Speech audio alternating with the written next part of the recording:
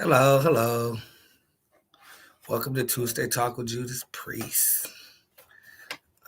Hello, blind believers. How are you guys doing today? Uh, so today, November is American Diabetes Month, and I wanted to encourage you all to come and take your health into your own hands through awareness, detection, management, and learning to thrive despite diabetes. Um, Diabetes is a constant battle not only for those diagnosed, but for the loved ones, the caregivers, and the healthcare providers. With the right diabetes management type, you can be a big difference between struggling with it and thriving with it. Um, so what I'm going to do is share a video that right now that explains a little bit easier about diabetes. Main types of diabetes: type 1 and type 2. They're different conditions, but they're both serious. There are some other rarer types of diabetes too. What all types of diabetes have in common is that they cause people to have too much glucose in their blood. But we all need some glucose. It's what gives us our energy. We get glucose when our bodies break down the carbohydrates that we eat or drink, and that glucose is released into our blood. We also need a hormone called insulin. It's made by our pancreas, and it's insulin that allows the glucose in our blood to enter our cells and fuel our bodies. If you don't have diabetes, your pancreas senses when glucose has entered your bloodstream and releases the right amount of insulin so the glucose can get into your cells. But if you have diabetes, this system doesn't work. When you've got type 1 diabetes, you can't make any insulin at all. If you've got type 2 diabetes, it's a bit different. The insulin you make either can't work effectively or you can't produce enough of it. In both types of diabetes, because glucose can't get into your cells, it begins to build up in your blood. And too much glucose in your blood causes a lot of different problems. To begin with, it leads to diabetes symptoms like having to wee a lot, being incredibly thirsty and feeling very tired. You may also lose weight, get infections like thrush, or suffer from slow healing wounds. Over a long period of time, high glucose levels in your blood can seriously damage your heart, your eyes, your feet, and your kidneys. These are known as the complications of diabetes. But with the right treatment and care, people can live a healthy life. And there's much less risk that someone will experience these complications. If you've got diabetes, you can find lots of information and support about living with it using our website and helpline. As well as campaigning for everyone with diabetes to get the right care, Diabetes UK fund research into all types of diabetes so we can develop new treatments and one day find a cure. You can find out more about type 1 and type 2 diabetes and how they're treated in our next videos. Hello, hello.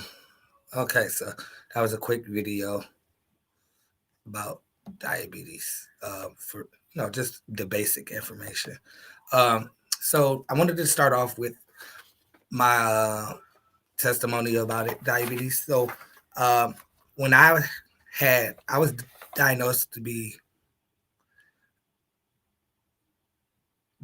they were saying that I was borderline diabetic. I was about 450 pounds, and didn't even know that I was overweight like that, or that it was just really unhealthy. I did not know that.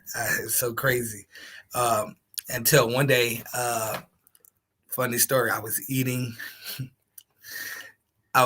some fast food, and my sister took a picture of it, and she posted, "Oh, he a heart attack away."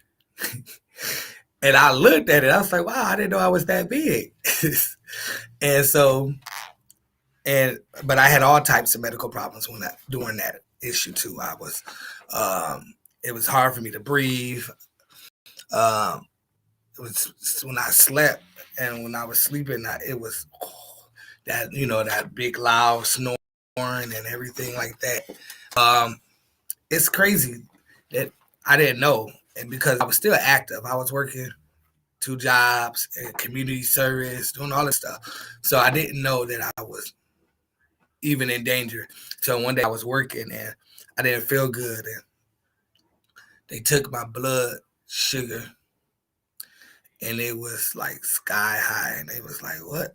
Why? How are you even walking around?" And so the reason why I'm saying that is because it's very, very, very important that we are honest with our loved ones, and that we, and especially we say that we love them and we care for them. It's very important that we be truthful with them. Hey, you gaining some weight, and help them. Don't make it hard for them. Try to, if the person, the family members, switch over. Oh, well, we gonna cook baked chicken.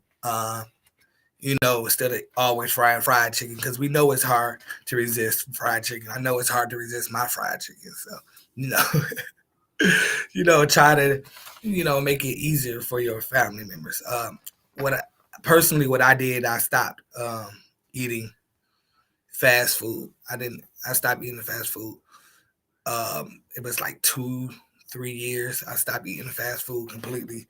I started being taking care of my diet. I started putting more greens and vegetables in my diet. I cut off bread for a while. I mean, I'm back on it. I eat bread now, but not as much as I used to eat it. I mean, I used to eat a whole loaf of bread and French fries and mashed potatoes. I'm a starter. I love carbs.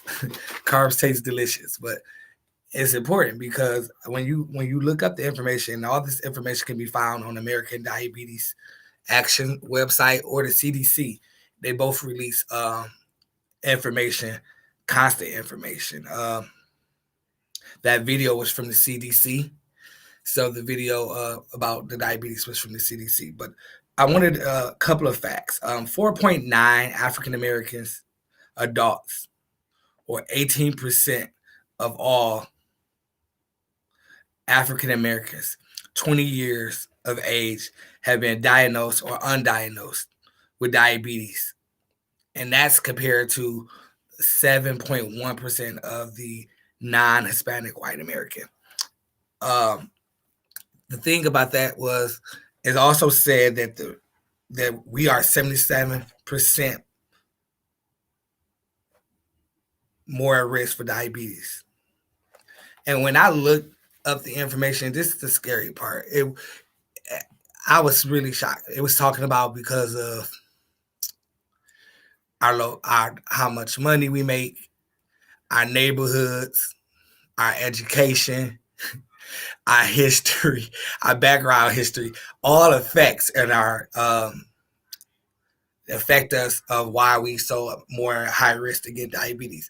And so when you read it, they do studies on it, and if you look in our communities, we have all the fast food restaurants,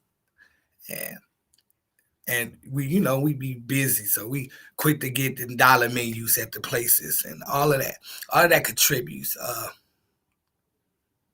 Even for our young kids, we get them the sugar, and bread and all this fast food restaurant things, and it's dangerous. I'm just saying. And Thanksgiving coming around, I know everybody like, I'm gonna eat my Thanksgiving food and everything like that. I'm just saying, be more conscious. You want to be around for your family, and you don't want to like have your die on your family because you was unaware. Because a lot of people have diabetes, don't even know they have it. They sleep and they just think they sleeping because they tired. They sleeping because your blood sugar either low or too high, and it makes you drowsy and sleepy. Urinating too much, sweats. It's dangerous because if you don't know, it'll kill you. So this month is definitely Diabetes Awareness Month. You're gonna got a few more days left in it. So, do some research and talk to your local physician or doctor about it, your family doctor, and ask, for dietitian information so that you can learn how to cut off your carbs and your sugar. And when you go grocery shopping, look at the labels and stuff. And learn how to read the nutrients facts on your items so that you can live longer and be around. Because it was really scary to find out that, African Americans are way highly more affected by this diabetes. And then when you look at it and talk about it, a lot of people don't know about it. When we know about it, we know the different stuff about it, like, oh, okay, great grandma leg got cut off from it, got amputated, and different things like that. But we don't know how it affects us. And then if you got a history of it, then you really need to be careful. If you got a family history, talk to your mom and your dad and find out, did y'all have it in y'all family, or do y'all have it? Yeah, diabetes does. It makes you change your whole lifestyle. But you feel better when you do. You really do. I have to say, even though I didn't know I was 450 pounds, when I start losing the weight, I feel like 100 times better. And then when I stopped eating the fast food, I had like energy galore. And at one point I had so much energy, I didn't know what to do with it. I started doing more stuff, like putting more stuff in my day. Because I'm like, oh, I don't know where all this energy comes from. So take this time out for the rest of the month and go ahead and research it and look more into it. Talk to your family again about medical history. Or check up on your family members that that have it. It get depressing sometimes for them, and then they not being able to eat what they want to eat sometimes, So just love on your family members. That's all. All right. Thank you for being a part of Tuesday Talk with Judas Priest. Catch you guys in the morning for morning inspiration. Have a great day.